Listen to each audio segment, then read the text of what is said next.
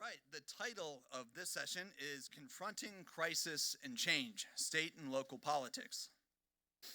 There are a few routes that often help prepare a future president to serve in the White House when the time comes. One way is to serve as a U.S. Senator. Of course, several have gone that route. President Coolidge's predecessor, Warren Harding, of course, being one of those. This service certainly has its advantages. As a senator, one has to develop relationships with Congress, know how to effectively advance legislation, learn how to comport oneself on the national stage, and certainly have an awareness of foreign policy. A second preparation for the presidency is to serve as the chief executive, whether that be as a mayor or as a governor. From Jimmy Carter to Ronald Reagan to very different presidents and many others, we've certainly had plenty of governor presidents as well. Calvin Coolidge, as we've heard throughout our sessions, was perhaps the most prepared president in U.S. history. Indeed, he was elected to more offices than any other president. He once was asked if he had any hobbies. He said, well, sure, running for office. Grace must have been thrilled. Well, what did Coolidge learn from local and state government, from being a mayor, or eventually the president of the state senate, or lieutenant governor and governor, before serving, of course, as vice president and then president? Today, we'll talk about that with a mayor, with a governor, and with a historian. Our prior session, to close out the morning, talked about some of the challenges facing America in the early 1900s. Those were the years, of course, when Coolidge was coming up, finding his way as a local leader and then a state leader in Massachusetts. As mayor, Coolidge certainly gained experience in the nuts and bolts of government. Rails and trolleys preoccupied his thoughts more so than many other topics in those years. Another challenge for Coolidge, particularly as he moved on to be governor, related to bureaucracy and personnel. As governor, Coolidge took up the somewhat massive effort of pruning back the government of the Bay State from 118 departments to 20. I'll repeat that, 118 departments to 20. As a part of this shift, Coolidge had to name 64 department heads or other executives. Of course, there are many others who already were serving who had to be laid off. Coolidge didn't savor doing this, but thought it was important. Coolidge biographer Claude Feast reports that Coolidge told his successor, Governor Channing Cox, that this cut in the state's government was the most important single thing that he had done during his gubernatorial period. Laying off so many government officials took executive courage. Coolidge thought even more so than managing the crisis of the Boston police strike. Now, of course, a big part of leadership, whether it's in government or otherwise, is managing crisis. And for Coolidge, that was most traumatic in the form of the 1919 Boston police strike. That strike, as we've heard earlier this morning, was where Coolidge made the now famous statement, "There is no right to strike against the public safety by anybody, anywhere, anytime." It's also the strike, perhaps ironic to Coolidge, that boosted him onto the national stage, and many would argue put him on the course to become vice president and eventually president. Coolidge acknowledged this later in his autobiography when he wrote that it was without a doubt that it was the Boston police strike that took me to national prominence. Discussion of the strike and the crisis will be the final subject of this panel. So we have three esteemed speakers joining us. We're going to start with Coolidge, the mayor, and we'll hear from a wonderful former mayor himself, as Kurt Schmoke. Mr. Schmoke currently is the president of the University of Baltimore. He often says he's a recovering politician. Well, he does everything he does quite well. He served as mayor of Baltimore for more than a decade. He was dean of the Howard University Law School and has served our country in many other ways. He'll be talking about what one learns from being a mayor and perhaps some other topics as well. Mr. Schmoke. Well, thank you very much, Matt. I appreciate it. It's a great pleasure for me to be here joining you in the celebration of the Centennial of the presidency of Calvin Coolidge. Those of us here recognize that there's much to admire about the life and work of President Coolidge. For me, as a former mayor, I like to highlight the fact that Coolidge was among that small fraternity of three people who were elected mayors before their service as President of the United States. to fill in the blanks of that trivia question about who the other two were. The answer is Andrew Johnson and Grover Cleveland. Northampton, Massachusetts is one of those fine New England cities whose founding dates back to the mid 17th century. Currently a city of about 30,000 residents, it was about a third of that size when Calvin Coolidge was elected as its mayor in 1909. Interestingly, the motto of that city is Caritas Educatio Justitia, caring, education, justice. These words seem quite appropriate for a city that would select Coolidge as its leader. Northampton was known for its role in the 19th century as a center for anti-slavery advocacy, and in the 18th century for its role in Shays' Rebellion, a long-forgotten revolt by farmers and former Revolutionary War soldiers against burdensome taxes and unreasonable debt collections. It was in this environment that Coolidge decided to make his career. He relished the idea of practicing law in that community. He referred to the practice as being an honorable profession, and he saw participating in local public affairs as a complement to that profession.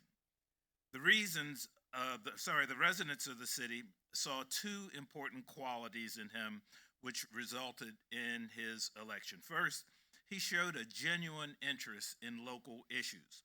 He joined the Republican City Committee, he served briefly on the City Council, and he used his knowledge of law as city solicitor. And second, he conveyed a keen understanding and connection with the day-to-day struggles of the average family. This quote from his autobiography underscores what I mean, and I quote, "I know very well what it means to awake in the night and realize that the rent is coming due, wondering where money is coming from and with which to pay it. The only way I know of escape from that constant tragedy is to keep running expenses low enough so that something may be saved to meet the day when earnings may be small," unquote. Coolidge was very much a man a part of, not apart from, his community.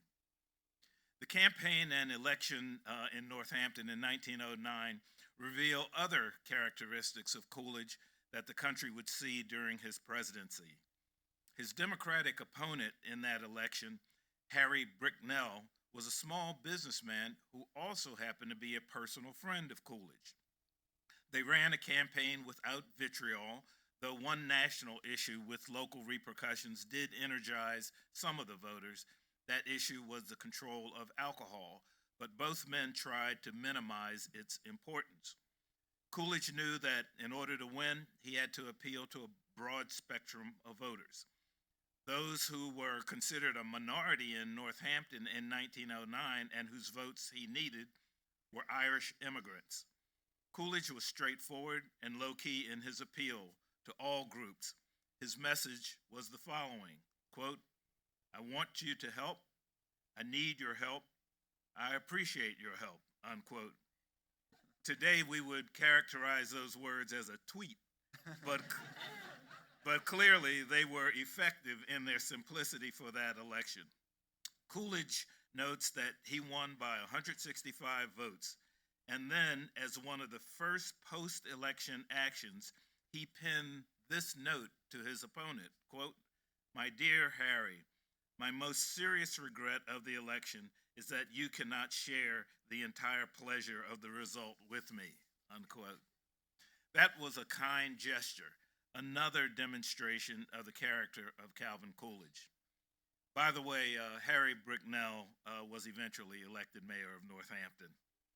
Although slightly exaggerated, elected public life can be divided, in my view, in two categories: policy development and service delivery. The presidency is on the policy development side of that distinction, with the mayoralty being primarily on the service delivery side of the ledger.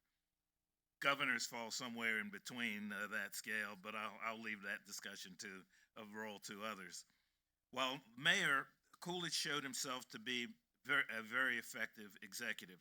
demonstrating traits that a national audience would see later in his career. He was careful with the management of public funds. When land from the town was sold to neighboring Holyoke, he invested those funds for the future benefit of his constituents. To attract and retain good teachers, he raised teacher salaries. He refused to go along with those who proposed building a new city hall because of its cost. And he fought against mandates from the state legislature, which sought to assume control over alcohol licensing because that was traditionally a matter of local control, since the revenue from licensing was a source of revenue for the city. Fighting legislative mandates is clearly something we would see from him later in his career. The lessons Coolidge learned from his time as mayor positively affected the way he conducted himself as an executive at the state and national level. Those lessons resonate with us today. He saw in a direct way how government action can have both beneficial and detrimental impacts on the quality of life of people. Controlling spending, targeting investment, incentivizing private sector activity, maintaining public safety, operating in an inclusive manner. Those Coolidge lessons should serve as a reminder to current leaders of how progress can be achieved when we focus on seeking consensus, not division. I was not exaggerating the significance of the Coolidge mayoralty on the Coolidge presidency.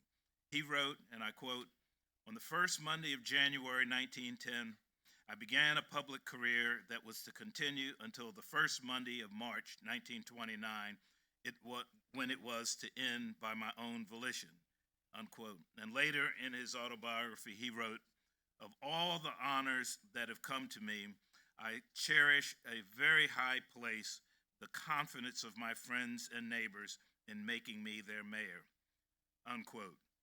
From service delivery to policy development, Calvin Coolidge exemplified some of the best qualities of servant leadership ever seen in our country.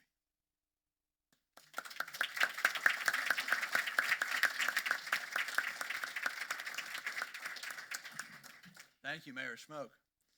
Our next speaker is a governor, and the mayor said he'd leave some thoughts for the governor to fill in, so that's your job, Governor John Sununu, the former governor of New Hampshire, Coolidge's neighboring state from Vermont.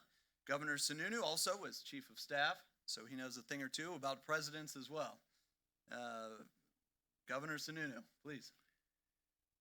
For those of you who are expecting a young governor of New Hampshire, Governor Sununu, I apologize. You're stuck with the old and ancient version, and I hope to have a little bit of the energy he might have displayed here. As we all know, Calvin Coolidge was born and buried in Vermont. He contributed most of his public service in Massachusetts.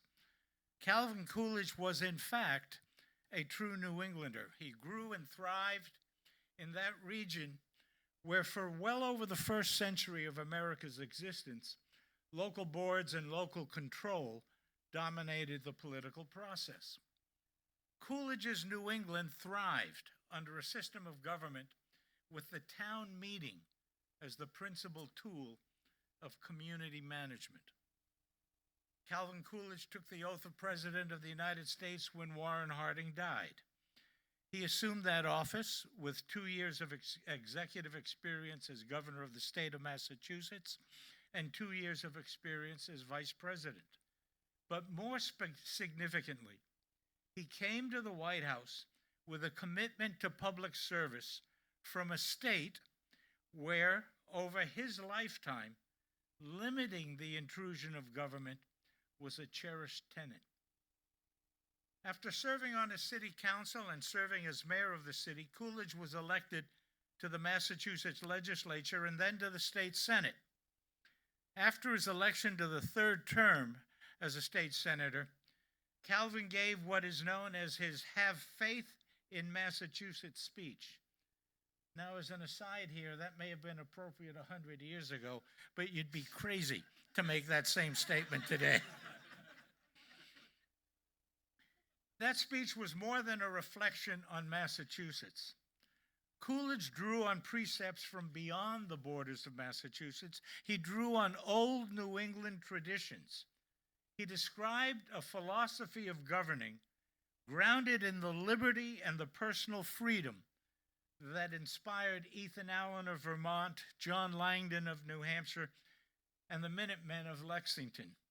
His speech echoed the aspirations that fueled the Boston Tea Party and sustained the Americans as they fought their revolution against the British.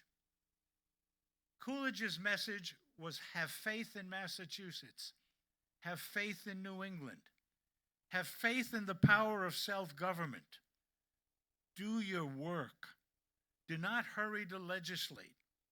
Have faith in the people. Representative government must be preserved. Recognize the worth and dignity of men, and never forget that we are all peers with equality before the law.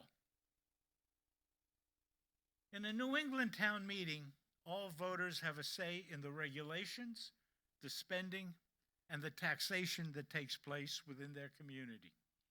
It's the ultimate form of deliberate democracy. That democracy of town meetings animated the political philosophy of the 6 New England states over America's first century and a half. Calvin Coolidge cherished that discipline of local control and self-budgeting, and he held to that frugality as he reduced federal spending, he cut taxes, and he paid down debt. With local control, people vote on how to spend their own budget and thus decide their own taxes. They manage their schools, they decide which roads should be built, and how to police and protect their community. They budget and tax knowing that the goal of government is not to redistribute wealth, but to create it. That very same discipline reinforced Coolidge's commitment to limited government and the value of self-reliance and individual responsibility. He came to the presidency from a system accustomed to balanced town budgets, balanced state budgets, and an aversion to raise taxes.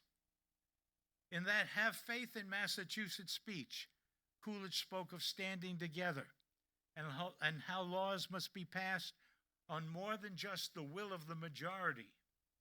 He lauded the value of representative government, and he understood and underscored how neither government nor legislator could or should be the be-all for success.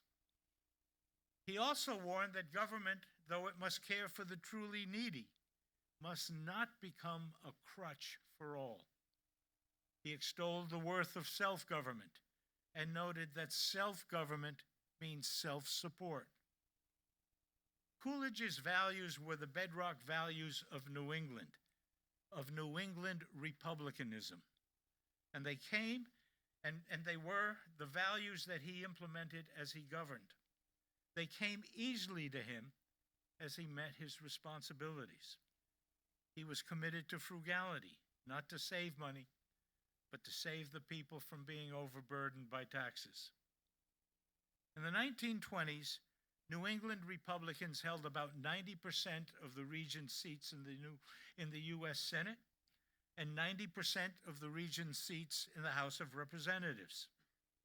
As a political bloc, New England Republicanism of that era stood strong and noble in contrast to a Democrat Party dominated by the still racist KKK-tolerant southern states. New England Republican values provided the framework for the growth, prosperity, and exuberance of the decade. That heritage helped America through its post-World War I recovery. By the 1920s, the republicanism of New England had been exported to the newly established Western states, and a renewed commitment to personal liberty and personal freedom catalyzed the exuberance of the Roaring Twenties. That exuberance was accompanied by a broad application of the mercantile philosophy of New England summarized in Coolidge's statement that, quote, "The chief business of the American people is business," close quote. It fueled a decade-long economic, technological, and cultural boom. Coolidge knew that the government belonged to the people. He knew that property belonged to the people. He knew that taxes were paid by the people. And he knew that the benefits of government must accrue to the people. Just as were those who had gathered in Philadelphia a century and a half earlier, Coolidge was ever mindful that governments, unless managed and controlled, tend to grow autocratic. As power flows upward to a central government, layers of government become more and more unresponsive to the real needs of people at the local level. Coolidge knew that personal liberty and personal freedom are diminished when power drifts upward and becomes entrenched in a centralized government. In a lifetime of public service, Coolidge respected the responsibility and the need for that accountability. He understood the fundamental theory of federalism embodied in the Constitution. Once the power of government is entrenched in institutions too far away to be informed of local needs and become too inaccessible to be responsive to the people, that government can no longer be efficient or effective. On his public service road to the presidency, his appreciation of constitutional federalism grew even stronger. As President Coolidge strove to restore the balance among the people, the states, and our national government, that was Calvin Coolidge's most significant contribution as a great American president.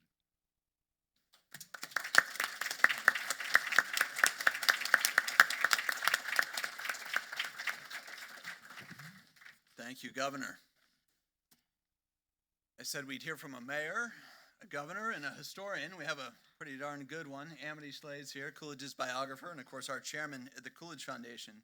Coolidge was tested.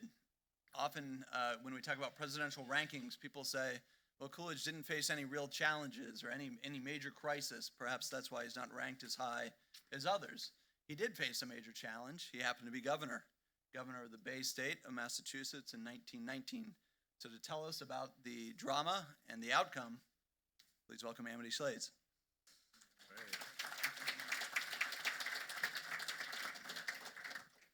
Thank you for coming. Before I launch into this strike, I just want to say when we thought about whom to invite and what topics to address at this conference, we thought a little bit, what would Coolidge do? And I think Coolidge would invite governors and mayors, less so senators, even though we have senators at the Coolidge Foundation. He did like the very things Governor Sununu and Mayor Schmoke described. He liked the responsibility of local government. He knew that local government saw the needs of people. So I suppose my mention of the strike will be about a third quality that mayors and governors have, which is ingenuity. Sometimes a national problem can be solved or crystallizes at first, and maybe even can be solved by a mayor or a governor. We look to national government. That's the ambition. Maybe local government is the stairway to national government, but maybe the true genius lies in the subordinate levels. Maybe they're the stronger part of the nation. And that's what I was thinking about when studying. And maybe from the position of governor or mayor, you can teach the rest of the country once you've been ingenious, and the whole country will follow you. Things go upside down. That's another version of the world turned upside down. Governors leading national government, but it happens all the time.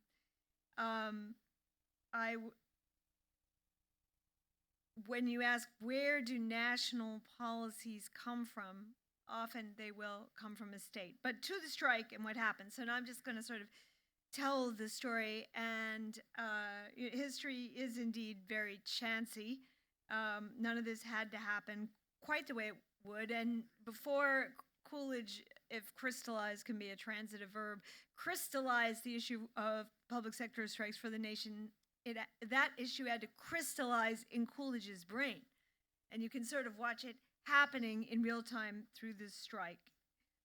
The year was 1919. Rebellion was in the air. Coolidge was a freshman governor, and you'll recall that the term of a governor in Massachusetts at that time was 1 year. So the poor governor had to run for office perpetually. The Russian Revolution there was a civil war in Russia, so the revolution there was happening in real time. There were sympathizers in the U.S. With the Russian revolutionaries, whether the Kerensky government, which was in at that time, or with Trotsky, or eventually Lenin. In America, it was a purgatorial year. Strikes were everywhere. In Seattle, in 1919, Coolidge's freshman governor year, his new year, workers from 101 unions had idled every industry in Seattle. It's nothing new that Seattle is a political place.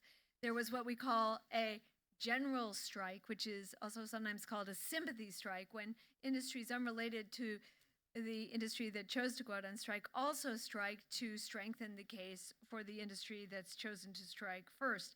And that general strike was so powerful that people commented for the days it went on in Seattle, nothing but the tide moved. Nothing but the tide moved. In Boston, the mutiny did come in the form of a strike by the Boston police. To start with, as was laid out so beautifully by George Nash and by Garland Tucker and the team before us, Coolidge was known as a progressive, right? The new governor had quite a progressive reputation. Point two, the policemen who decided they want to strike suffered from genuine grievances. The inflation, another similarity to today's under-acknowledged inflation. Inflation truly shrank their pay packets. They struggled to cover their expenses, these policemen. And I'll read you a line from the Boston Labor World, one of their newspapers. Can a man, single or married, even live on such a wage?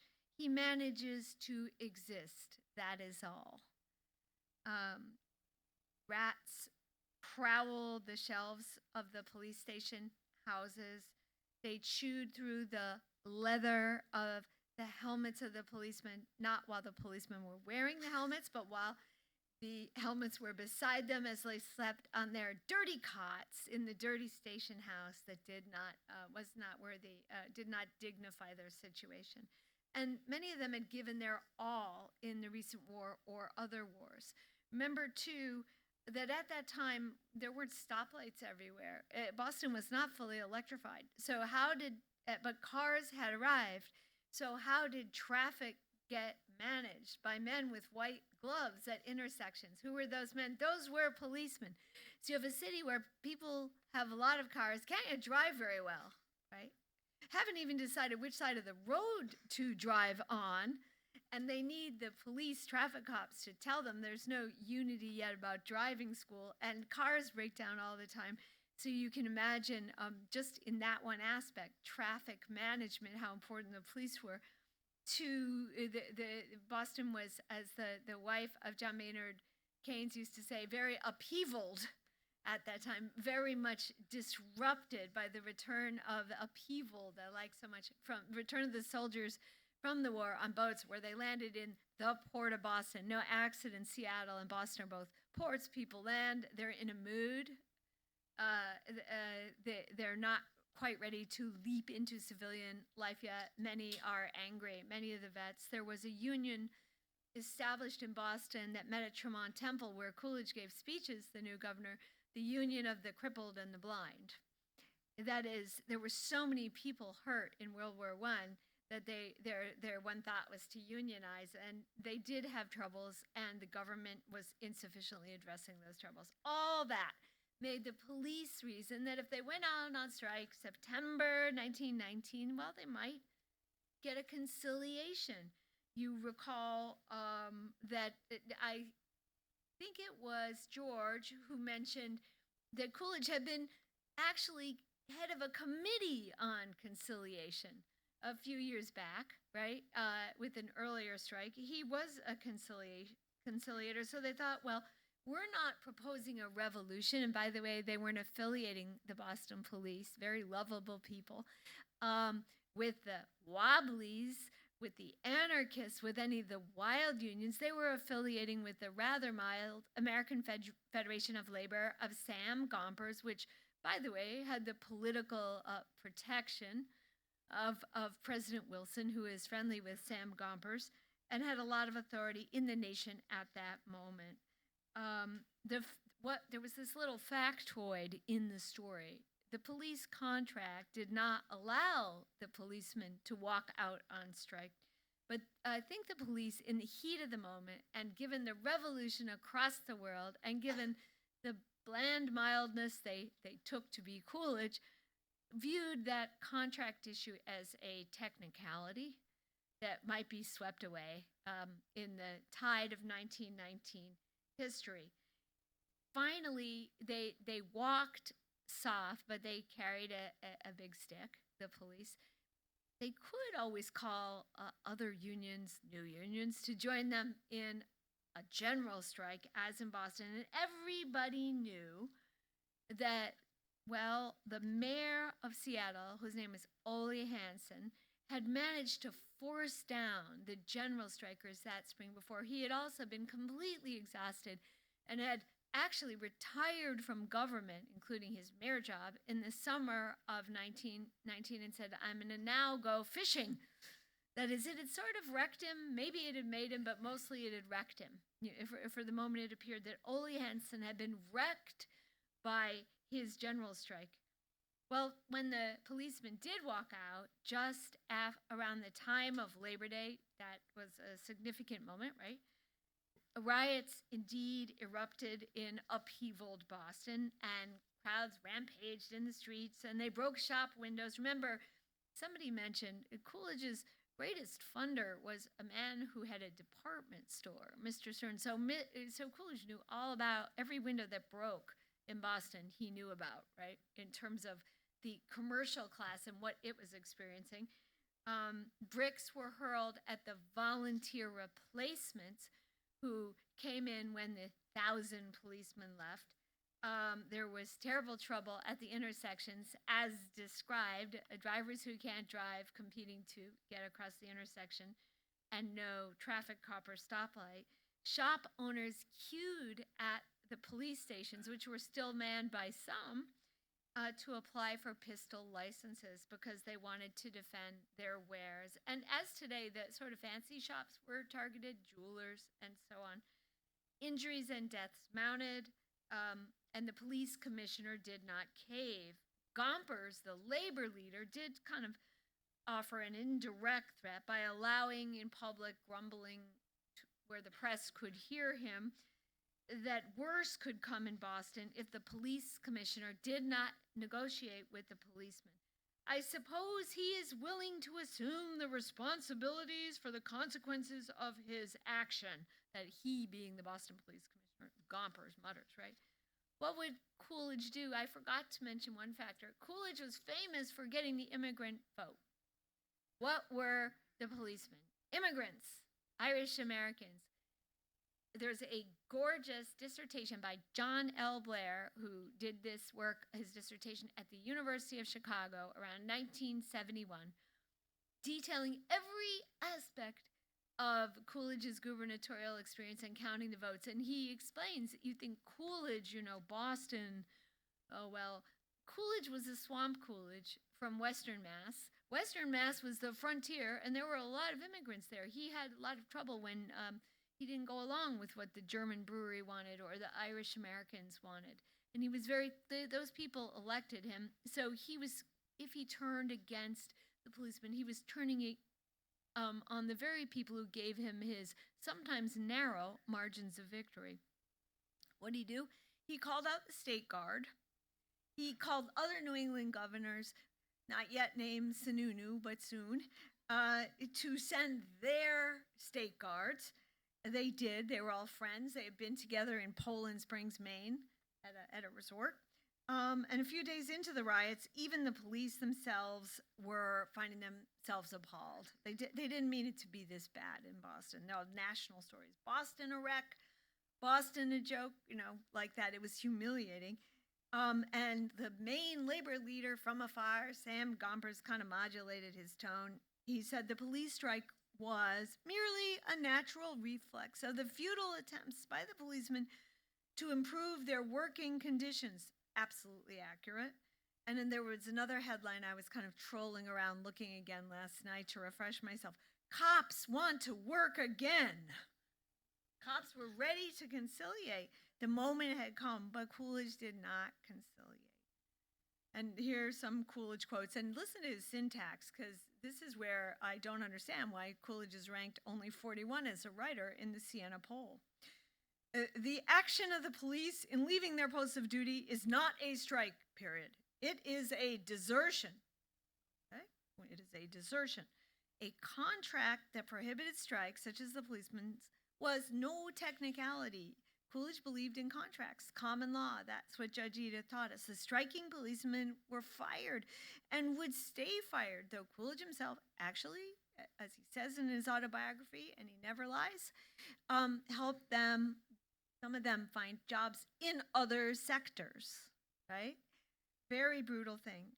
And what Coolidge said, which is the national part of the story, is that there was a difference between an industrial worker strike and a public sector worker strike. All these strikes had a mixture. When you have a general strike, you have public and private sector strikers, as in Seattle. Service, Coolidge believed, was an honor, and he did draw that straight from Charles Garman, his college teacher we heard about.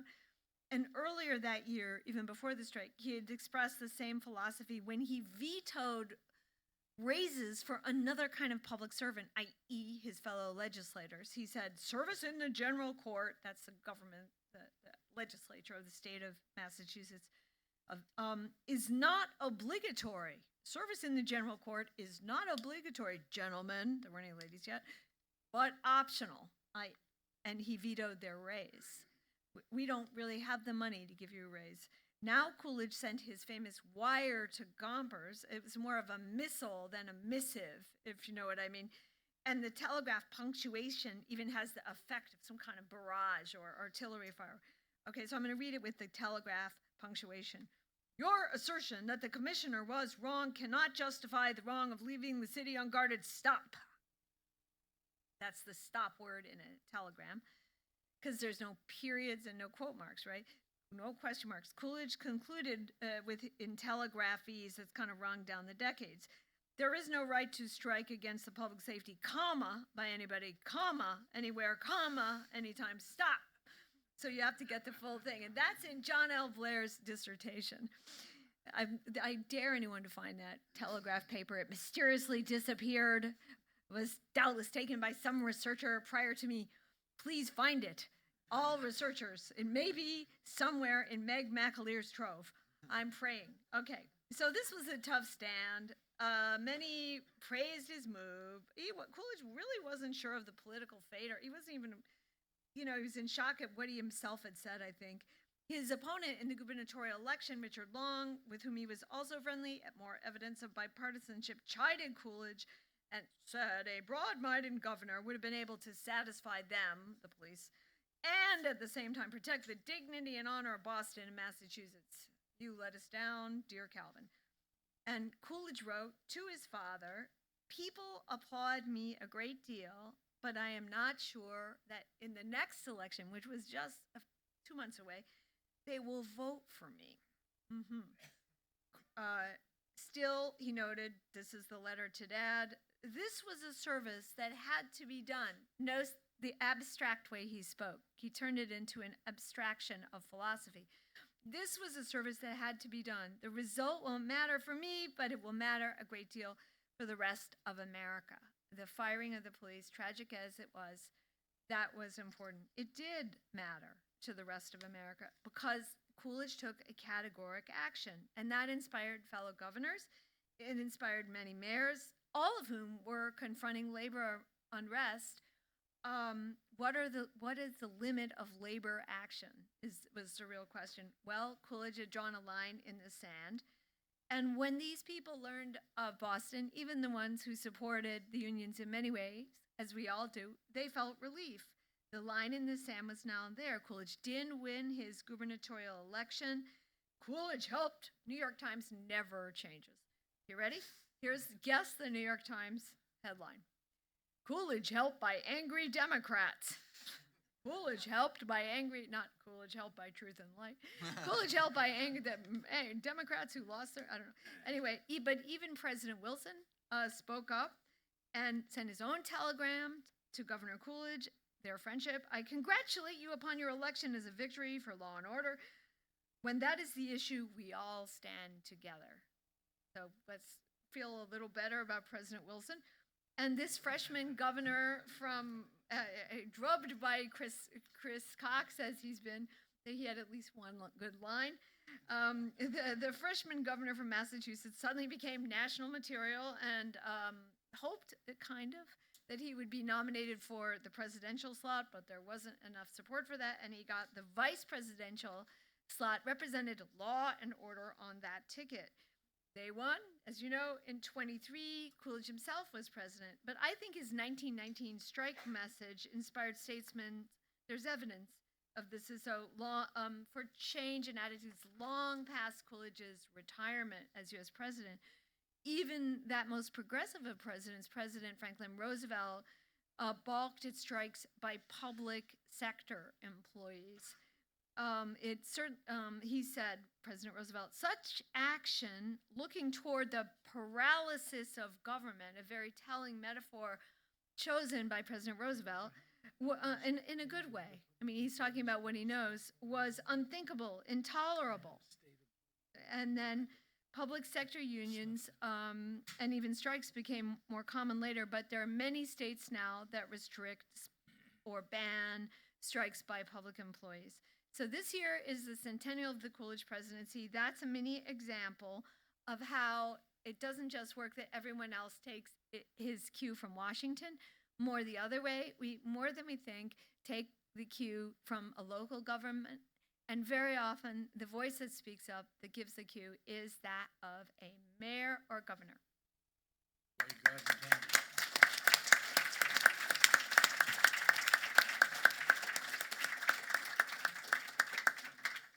Okay, now I'm going to ask a few questions of our panelists, and then we'll turn to the audience for some Q&A. Federalism certainly has been a theme that has come up in each of your remarks. Many call it today a solution to the ills of our government. But maybe we'll start with Mayor Schmoke. When you were serving as mayor of a large city, what were the tensions in federalism? How did you manage to keep authority from state usurpations and federal? Well, it's let me just note that I served under several different presidents. As my wife said, I served 12 unindicted years as mayor of. Bravo.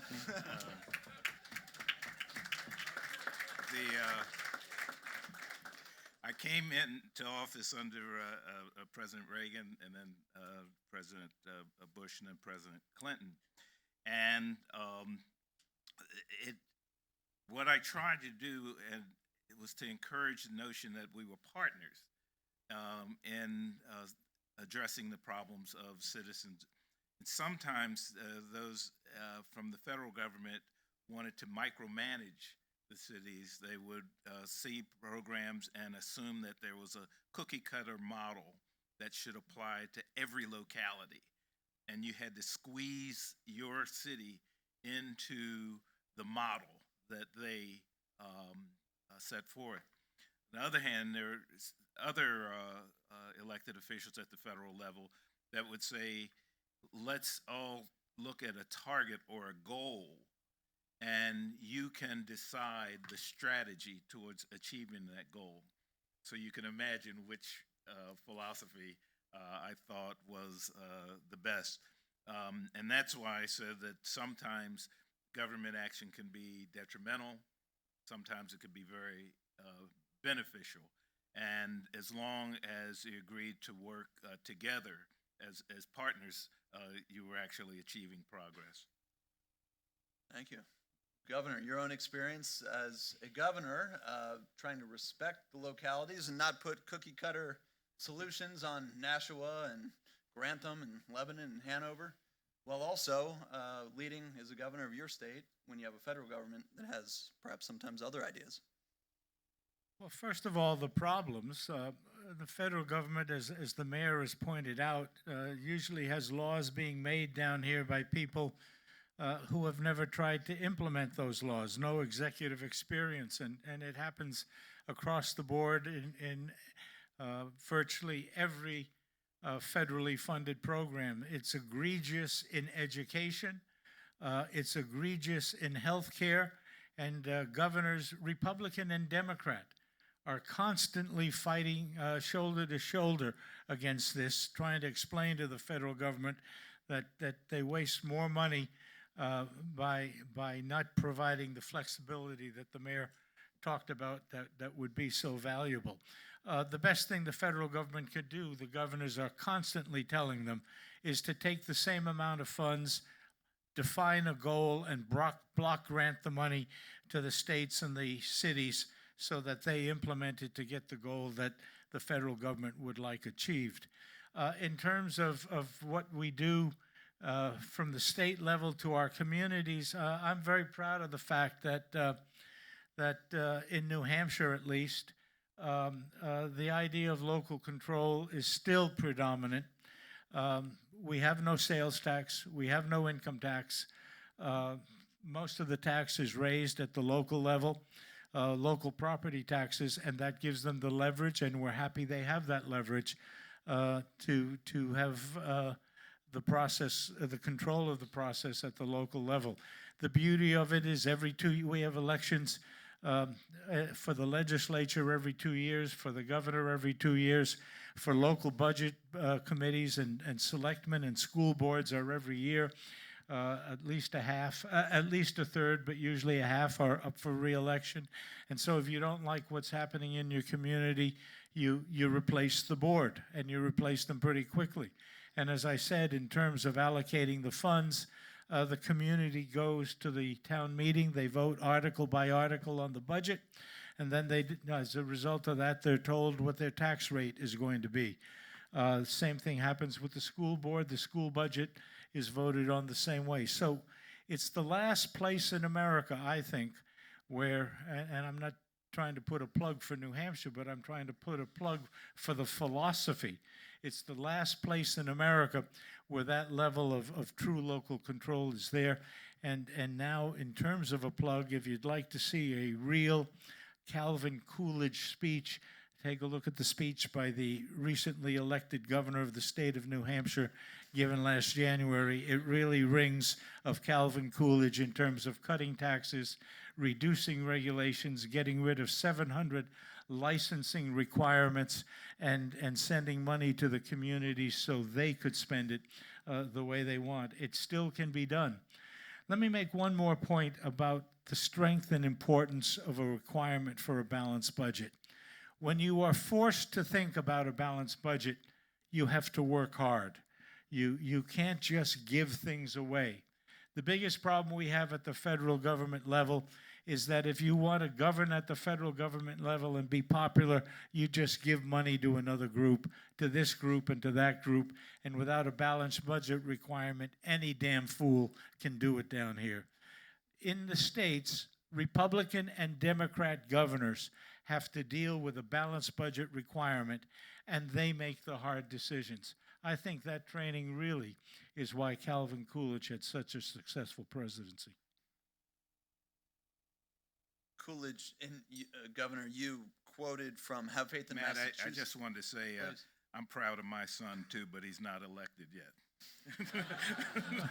He probably will be, though, won't he? Then you'll wait by the phone like I do, waiting to be asked for advice. Well, while we're speaking about fathers, I want to say hi to my own, who's joining us here with my mother. That's great.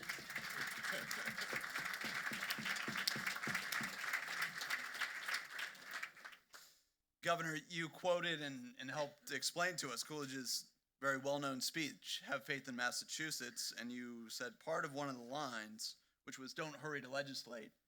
What he says after that is give administration a chance to catch up with legislation. I fear perhaps we have forgotten about that. We could use that wisdom as former public leaders of your own, operating the executive branch. What's your thought about working with a legislature or a city council? And is there a tendency to create too many laws? Well, the bane of good government is the legislative branch. They feel that when they get elected, they have to do something. And they don't think they get credit for undoing something. So they are constantly pasting new frosting on the old cake. And they have to have something they feel that they will be known for. And that produces new programs, expansion of programs, spending when it's not necessary, obliged spending when it's not necessary. And it really is what creates the monstrosity of the bureaucracy, because every time you create a new program, you need a bureaucracy to manage that program. And I think what Calvin Coolidge was talking about was the fact that unfortunately too often laws are passed, a program is created, and the legislature then forgets about it, whether it's the legislature at the federal level or the legislature at the state level. And it's up then to the executive branch to try and manage it as efficiently and as effectively as they can, and they run into all these constraints that the law brought with it into the process. The administration that Calvin Coolidge is talking about, I think, is a concern that the bureaucracy seems to grow willy-nilly, and as was pointed out earlier, he worked with due diligence and aggressively to reduce the number of departments that he had and the size of the departments were there. And I think you'll find in America across most executive branches, not all, but most executive branches, mayors and governors, Republican and Democrat, they're pretty determined not to let this monstrosity of a blob continue to grow without any kind of regulation or control. Yeah, and the governor's comments fit with something that Judge Jones was talking about earlier. You do get a lot of legislation that's passed, and then there's a delegation to executive offices to interpret and implement. And it's often you're fighting against those agencies and not just the legislature that passed the law. So it gets to be quite a vicious circle, and so you're fighting in many different ways to try to implement something, and then another law will get passed on top of that, which gets delegated down to several agencies. And by the way, this happens in private sector too. In my academic life, before I got involved in politics, I chaired the budget committee at Tufts University, and we would have, for example, the guidance department would come in looking for 12 new personnel for the next year, and their argument was, well, the federal government says we have to have a guidance department, but it doesn't say you need 12 new people. And bureaucracies tend to interpret those laws to maximize their size and their impact and their control. And good governors, good mayors fight that constantly. Amity, as we pointed out at the beginning, Coolidge said that it was harder. It took more sort of executive courage and effort to reorganize the Massachusetts state government from those 118 departments down to 20. That was harder than managing the Boston police strike. Do you think that's true? Why do you think he would have said that? Well, he was moving from being a service deliverer to, what was the second thing, Kurt? Policy development. As a policy developer, it was a fine thing to do to lay off your friends and eliminate their departments. But as a service deliverer, inevitably you're delivering to your constituents, right? You're to the town of Northampton that wants a near beer, you would support a near beer even in the era of prohibition. What's interesting is to watch Coolidge transition from service delivery to policy or philosophy of government. And he did veto the near beer, what the context being prohibition was on. Massachusetts had plenty of breweries. The brewers were Coolidge's constituents, German Americans, for example. The legislature passes a near beer law. Think of it as a near marijuana law. You know, it's something kind of a mischievous law. Well, and an important law economically for someone who's already a brewer, right? Who already has the vats and the equipment, and now he won't have to shut his company down. But Coolidge vetoed it because the amendment to the Constitution had already been passed, and the Volstead Act was just in the process, the actual legislation to enforce the amendment to the Constitution was just being written, and the Supreme Court hadn't ruled. And he said, let's wait till the Supreme Court rules on prohibition and the Volstead Act, but the philosophy here is clear, and I don't find it cute, even if I have to hurt my constituents, to go along with that. So you see the transformation in his leadership from something very close to his town, where he understood the needs and of course wanted to deliver where he could, to a distant lawmaker who represented the whole polity, something closer to what Edmund Burke would have discussed, and is evident in Edmund Burke's action in the UK when he turned away from his constituents because he was making a stand on something in the name of the whole polity. But you had to watch Coolidge go through this evolution, through his career. Something that struck me listening to our speakers is from service delivery to policy development. Perhaps too many who end up in policy development don't have the experience in service delivery, meaning maybe two things. One, they're more eager to take on more policy development than they might be if they knew about the implementation of it, that being the first. And the second being, they just don't have the experience to know the implementation and some of the problems that you talked about, Mayor. Well, Matt, we were constantly coming to Washington to explain that there's no Democrat or Republican way to fill a pothole. I mean, you get it done. You don't argue the philosophy of, what cement you're putting in there. It's a very different approach to problem solving, and that's why you see at the Conference of Mayors or at the U.S. Conference, the National Conference of Governors, you just don't see the same tension. Maybe the Vice President kind of touched on it a little bit when he said, you move 15 miles outside of D.C., you get a different kind of politics, a different sort of approach to public service. And I think all these factors that the governor mentioned, needing to balance the budget, needing to service people immediately, go into that whole process. And one more point. Governors and mayors live every day amongst their constituents. You're there. You go out, you walk 5 feet from your house, you run into somebody that's a voter. In Washington, everybody lives down here, and they don't see their voters until they're in the mood to go home for a half a day. So it's a big, big difference.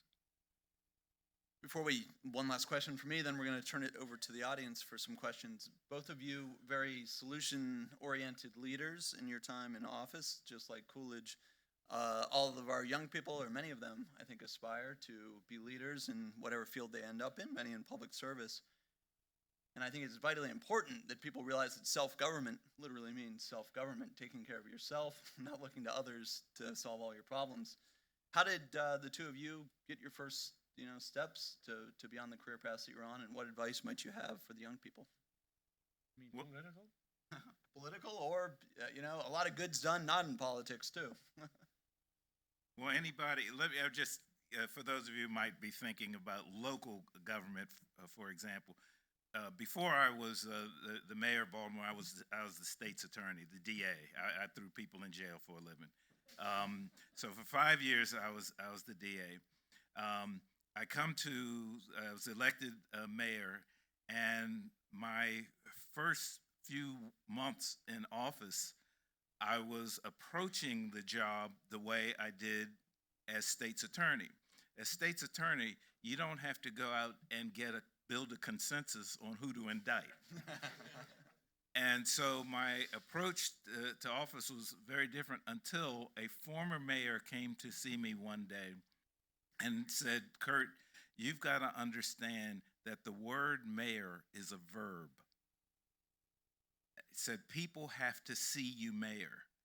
You have to be out," as the governor said, you be among people. They have to see you in action so you can develop all the great policies.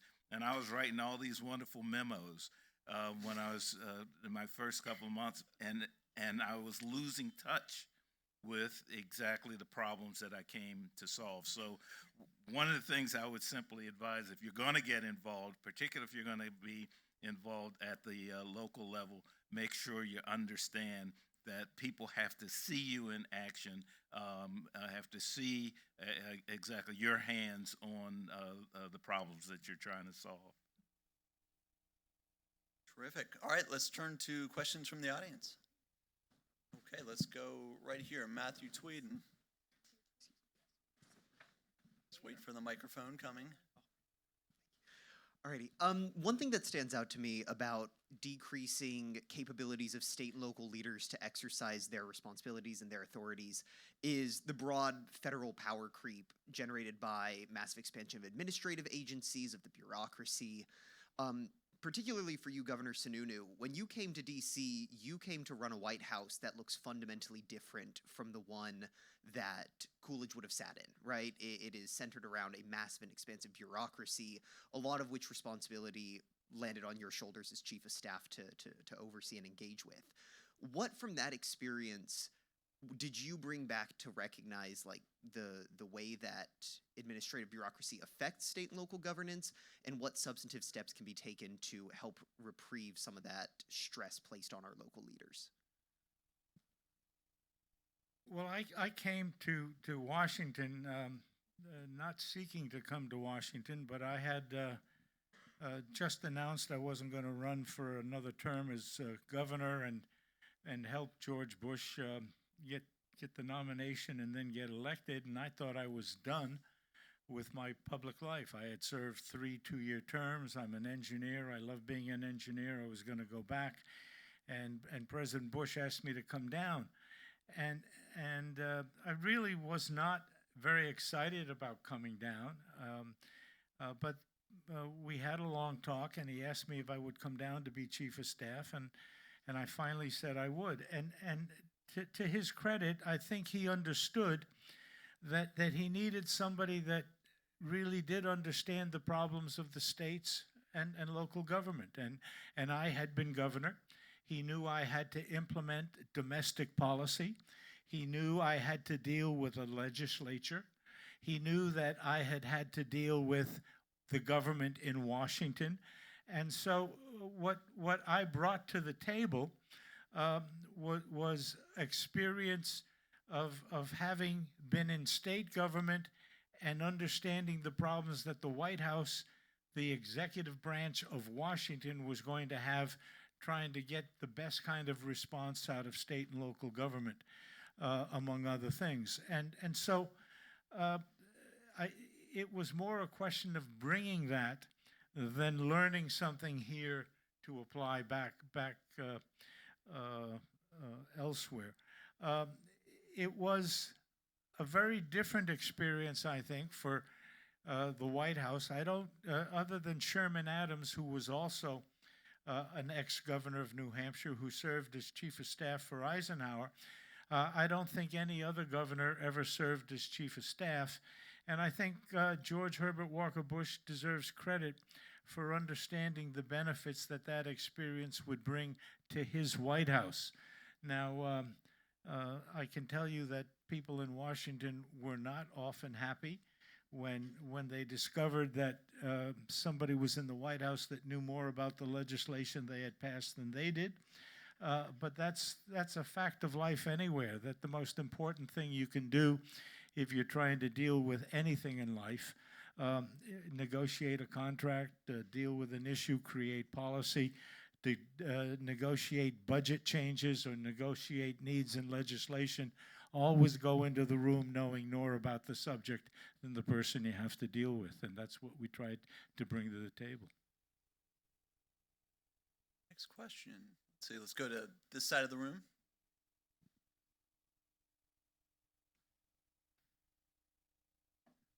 Thank you. By the way, thanks to the folks who are bringing around the microphones. Not an enviable job. I'm Francisco, or AJ, go by both names. I'm from Tennessee. I just wanted to ask, Mayor Schmoke, you talk about this idea of mayoring as a verb. Governor Sununu, you sound sort of critical of Congress people here in Washington who don't spend enough time with their constituents, or at least relative to governors. At the same time, I listen to people like Senator Angus King, Governor Jim Douglas, who talk about the importance of people in Congress actually spending more time in DC, getting to know the people they're working with. How do you all find the importance in the way to strike this balance between getting to know the people that you're working on the day-to-day with and getting to know the constituents you're serving? I want to hear from the mayor and the governor, but Amity, I also am curious what the historical angle of this is. How has that changed over time in Washington, time spent with constituents? Well, actually, for many of our Congress people now, particularly in the House of Representatives, they are spending a lot of time outside of Washington, but a lot of that time is fundraising. It's an enormous amount of time that they are coming down to these offices off of the Hill and in their communities, raising millions of dollars to run for re-election. One of the matters that used to bring people together here in Washington was the National Prayer Breakfast, and that even now they're having difficulty bringing people together for that. So I think my best answer to you is that folks have to strike a balance. There's clearly a need to get to know one another in a very personal way, and not just think of folks with labels. He's a D or she's a D. I'm not going to talk to her. He's an R. She's an R. I'm not going to talk to her. So there's a need for people to get to know one another, as well as to get back to their constituents. And my hope over time now is that in some way the technology is actually going to help a little bit more. There's Zoom World is in some way helping us a little bit, people participating more in like town hall meetings where they can actually see folks and interact with people, and maybe that's the way that they'll strike a balance. But you need to do both. Get to know one another, hear, understanding the philosophies of each one, but also make sure that you know what your constituents want. Okay, let's go to the back of the room.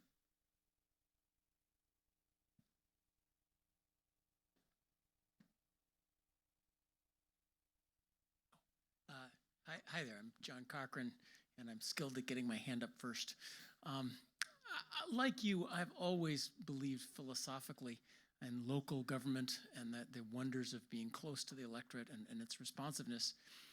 But I grew up in Chicago, and now I live in California. And all I got to do is look out the window, and it doesn't give a tremendous faith in the competence, effectiveness, and downright honesty of local officials. In fact, the major function of the federal government in Chicago is to regularly put in jail aldermen, governors. Not a mayor yet, but we're working on it. That's why. That's why I mentioned I served 12 unindicted years. You did. But I would just hope for you to revive my faith. What can we do that local and state government can become responsive, effective, and not the sort of cesspool that it is, at least where I've always lived? Remember, every one of those governments was elected by the people. And if the people have to stop allowing themselves to be bought by the heroine of programs. At some point, it was mentioned earlier today that education is important. Education is critical. You cannot have government function at any level if the people aren't smart enough to give themselves good government. And so you really do have to conduct an education process. It is not simple. At one time, there was good government in Chicago, since you used that as the example. At one time, there was good government in California. By the way, you have 2 strikes now, 1 more, and you've had it. But the fact is that in spite of everything we've said up here, it all comes back to people get what they vote for. And people have to start getting smart enough to understand that they're causing themselves their own problems. And unfortunately, it happens in large, congested urban areas more than anywhere else. And I wish I could give you a magic solution to it other than somebody's got to figure out a way to begin to communicate how people can vote in their own self-interest. Voting is a self-interest process, and there is nothing wrong with recognizing that a community has to come together to make their community better. But they've got to be part of the process. They cannot ignore the responsibility of figuring out how to do it right. One structural issue that helps, it's been slow in coming, independent inspector generals. They really help, but they've got to be truly independent and have enough resources so that elected officials know that somebody is seriously looking over their shoulder, and if they don't do right, they will end up in orange suits.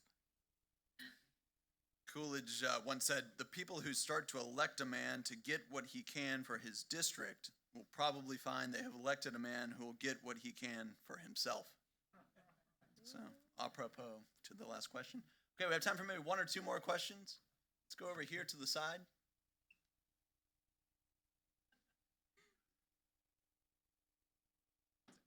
Hi, my name is Justin Marwad. I am from Woburn, Massachusetts, 10 minutes right outside of Boston. So in Massachusetts, it's still illegal for state employees to strike. We recently in Woburn had a strike from all our teachers, and so for a week, none of the kids got to go to school because the teachers were striking. The response from the local and the state government was to fine the teachers' union $100,000 at the start and $40,000 per day. I guess this is a question for the entire panel, but number one, is this something that Coolidge would have done himself, or would he have taken a different action? And number two, is this something that you would have done or recommended doing? When I was governor, the state employees decided to go out on a strike. I was coming back from an event at 10 o'clock. In those days, we didn't have cell phones, but I was being driven by a state trooper who got a message on the state police radio that we should pull over and I should call the attorney general. So I pulled into a phone. I don't know if the young people know, but in those days, there was a box with a dial on. And I called him, and he told me the state employees union just voted to strike.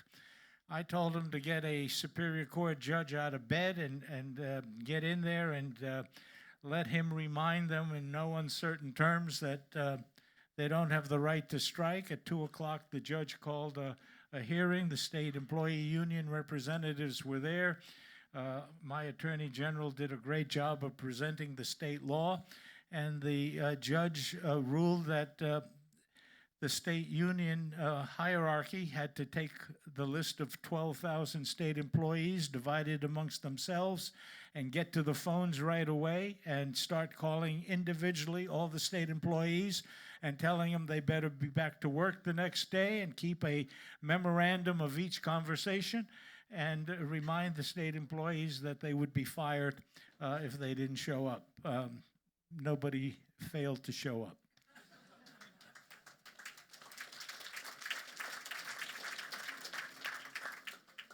One last Don't question. applaud me, applaud the judge. He did the right thing. You got him out of bed. Okay, let's go right here. Final question.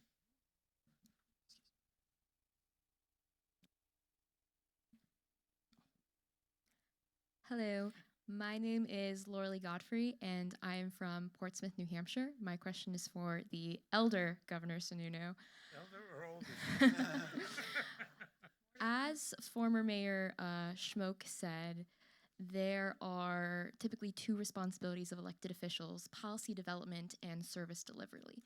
How did you balance those responsibilities as governor?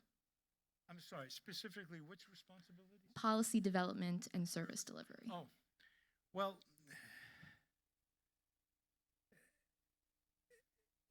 you almost do them hand in hand.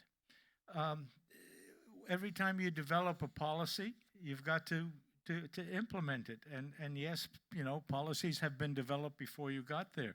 So I came into office and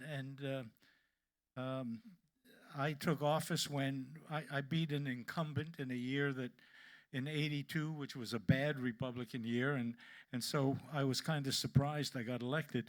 But I came into office, and the expectation was that the state was going to have a huge deficit, and that he was going to, if he had gotten reelected, he was going to have to impose an income tax, which we don't have in New Hampshire, no sales tax, no income tax.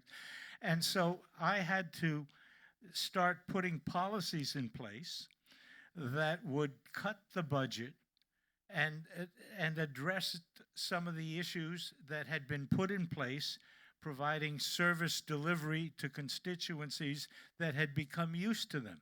So I am shaving service delivery in some cases by developing new policy, and in some cases shaving service delivery or restructuring service delivery by combining programs and by making new policy, if you will, on things like Medicaid, on things like welfare, on things like school aid, and so on. So they really go hand in hand, because you are reshaping old service delivery by the new policy that you're making. And you've got to do it while you're continuing to operate under the old rules until the new legislation is passed. So as much as you can think of them as two separate responsibilities, you've got to, in order to do either one of them properly, think of them as being two slices of the same piece of bread. And you've got to work on it that way. Very good. Please join me in a big round of applause for our panel.